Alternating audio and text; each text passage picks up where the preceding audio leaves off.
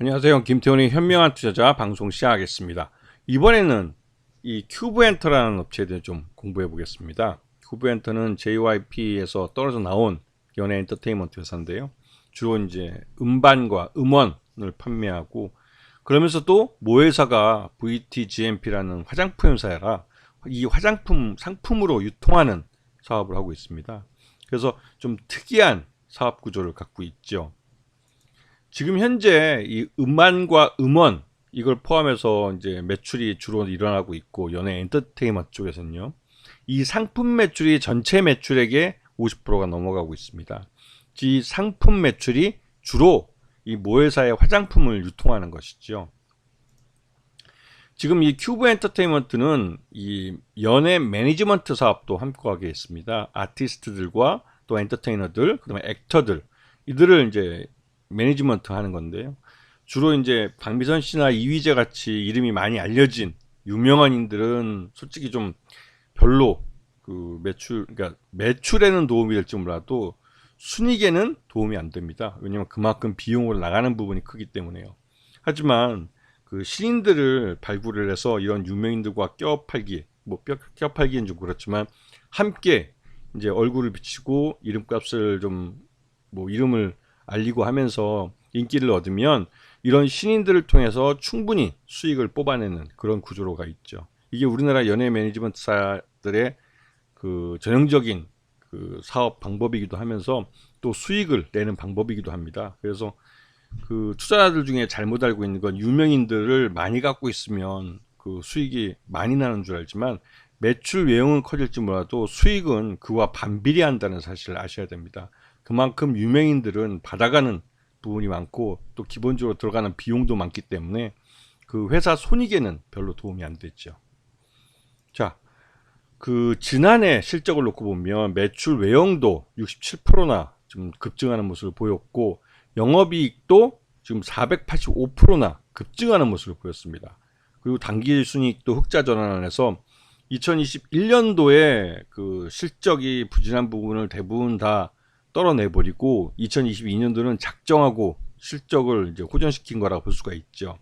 그리고 이러한 추세는 중국이 이 음원 쪽에서 우리나라 K-팝과 이 컬처 쪽에 속한 그 드라마나 이런 쪽에 있는 그 뭐 영화도 그렇고 이런 것들을 이 중국 그 지상파나 또 이런 지방 방송들을 통해서 이제 중국 시청자들에게 다시 노출시켜주는 이런 그 리오프닝을 실시하고 있고, 또 그러다 보니 한알령을 철회한다 이런 말도 나오고, 그러다 보니 당연히 이제 그 중국 시장에 대한 기대감을 갖게 되는 거죠. 근데 중국 시장에서 지금 잘 먹히고 있는, 그러니까 잘 먹힌다기보다도 잘 통하고 수익을 낼 수 있는 그런 인기 아이템은 역시 여자아이들이란 걸그룹이죠. 중국 시장에서 지금 굉장히 큰 호평을 받고 있는데요. 중국에서 올해부터 다시 이제 외국 아티스트들의 공연을 허용한다고 합니다. 그럴 경우에는 큐브엔터는 이 여자 아이돌의 중국 공연을 성사시키면서 또 거기서 수익을 꽤 벌 가능성이 크죠. 이 그 해외 공연 같은 경우는 단 한 번에라도 그 수익이 그 어마무시하게 많이 그 급증하기 때문에 한 번에 그 해외 투어가 바로 그러니까 실적에 점프업을 가져오는 경우가 많습니다. 그런 부분을 잘 보셔야 됐고, 그리고 이제 현재 이 큐브엔터의 최대주는 VTGMP라는 회사로, 이게 이제 화장품 회사입니다. 그래서 여기 지분이 한 37% 정도 되어 있고, 전체적으로는 그 이 특수관계 다 합치면 50%가 넘기 때문에 실제로 유통 가능한 주식은 50%가 채 안 되는 거죠. 기관 투자자들 제외하고. 또 기본적으로 이제 그러다 보니 이제 유통 물량이 적을 수밖에 없습니다. 그리고 실적이 앞으로 좋아진다고 생각이 되면 시장 내에서 매집하는 사람들이 나오기 때문에 결국은 유통 주식이 점점 줄어들면서 주가는 밀어 올려지게 되는 거죠. 이 한알령 해제는 이 엔터업체들에게는 말 그대로 이제 실적과 직결되는 문제입니다.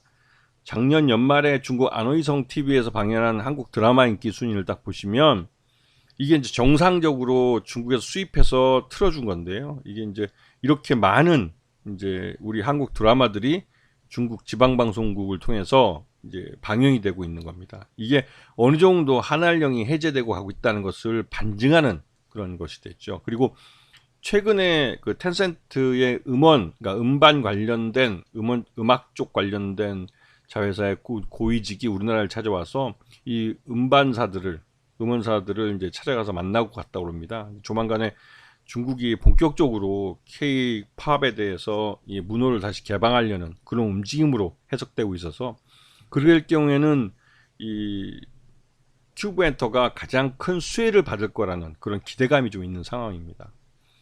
지금 큐브 엔터의 2022년 실적 기준으로 봤을 때 적정 주가는 22,000원입니다. 지금 현재 주가가 거의 22,000원 근처에 왔기 때문에 작년 실적을 거의 주가에 다 반영했다고 볼 수가 있죠. 그리고 이제부터는 2023년에 실적이 반영이 될 건데요. 중국이 한알령을 얼마나 빨리 해제를 하고 우리 그 엔터테이너들이 중국 시장에서 어떻게 중국의 시장에 좀 빨리 접근을 하고, 또 시장에서 어떠한 뭐 콘서트가 됐던 아니면 TV 방송국 출연이나 이런 걸 통해서 새로운 부가가치를 창출해낼 수 있는지, 특히나 이 큐브 엔터의 연예인들은 그들이 그 TV나 중국의 이런 매체를 통해서 공개될 때 자기 혼자만 나가는 게 아니라 자기 모회사의 화장품을 같이 들고 가서 홍보를 하는 PPL도 잘하고 있고, 또 이에 따라서 이 화장품의 중국 시장 접근이 더 용이할 것으로 보고 있고, 이 회사 큐브 엔터도 이 모회사의 화장품을 유통하는 사업을 전체 매출액의 50%를 차지하고 있기 때문에 중국 시장이 이 한알령이 처리해서 본격적으로 오픈이 되면 큐브 엔터 같은 경우는 실적 면에서 굉장히 큰 점프업을 이룰 수 있는 그런 회사라고 평가가 됩니다. 그렇기 때문에 이 회사의 시장을 보시고 이 큐브 엔터테인먼트의 이 경쟁력이랄까요? 중국 시장에 대한 기대감, 이런 것들이 주가에 반영되고 있는 것을 보시면 뭐 충분히 좋은 기회를 잡으실 수 있을 거라는 생각이 듭니다. 자, 오늘 방송 여기서 마치겠습니다. 감사합니다.